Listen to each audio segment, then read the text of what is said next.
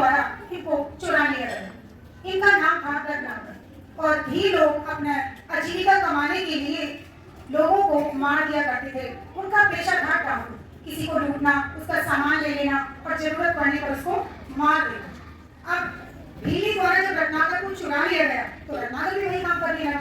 धीरे धीरे छोटी मोटी चोरियां करते करते वो एक बड़ा डाकू बन गया और लोगों को लूटना और उन्हें मारना उसके लिए बहुत आसान काम था। एक बार श्री नारद जी जंगल से गुजर रहे थे और रत्नाकर ने उन्हें भी पकड़ लिया और कहा कि जो कुछ भी पास में है उसके सामने रख दो। नारद जी ने कहा कि मेरे पास तो सिर्फ पेड़ा है और कुछ भी नहीं है। तो रत्नाकर ने कहा कि ऐसा तो हो ही नहीं सकता, तुम्हारे पास बहुत कुछ है लेकिन तुम छुपा रहे हो। तो नारद जी ने कहा कि ठीक है, जो कुछ भी मेरे पास है वो मैं तुम्हें दे दूंगा, लेकिन ये तो बताओ कि तुम ये डाकू का जो पेशा है, लूटने खसोटने का जो काम है, उसे करती क्यों? अपने परिवार की आजीविका के लिए, उनका पालन पोषण करने के लिए। तो नारद जी ने कहा ये तो बहुत बड़ा पाप है, आपको पता है इस पाप का कितना बड़ा आपको फल भोगना पड़ेगा।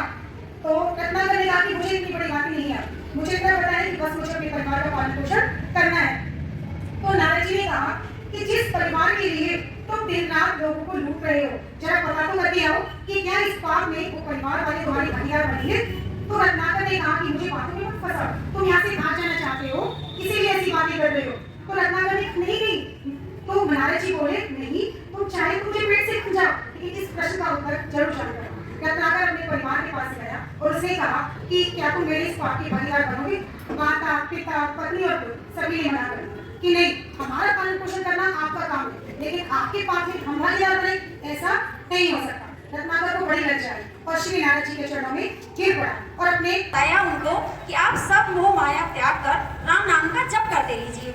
तो फिर वो राम नाम की भक्ति में लीन हो गए और साधना करने लगे। साधना करते करते वो राम राम राम राम राम का ही नाम जप करते रहते थे, लेकिन भूलवश जैसे ही उन्होंने राम राम राम करना शुरू किया ना, आप भी बोलकर देखोगे ना राम राम राम राम राम, तो बार बार बोलने से ना गलती से भूलवश उसको मरा मरा हो गया वो, है ना। जब जल्दी जल्दी बोल रहा था राम राम राम राम तो मरा मरा हो गया। अब गलती तो हुई थी ना वाल्मीकि जी से, तो क्या हुआ, इसके कारण वो बहुत दुर्बल हो गए।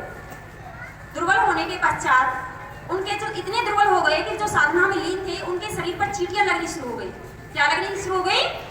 चींटियां। लेकिन उन्होंने अपनी कठोर तपस्या को नहीं छोड़ा, जिससे ब्रह्मदेव जी बहुत प्रसन्न हुए और उन्होंने उन्हें क्या किया, अपने आशीर्वाद उन्हें दिया और उन्हें इतनी शक्ति प्रदान की कि उन्होंने रामायण की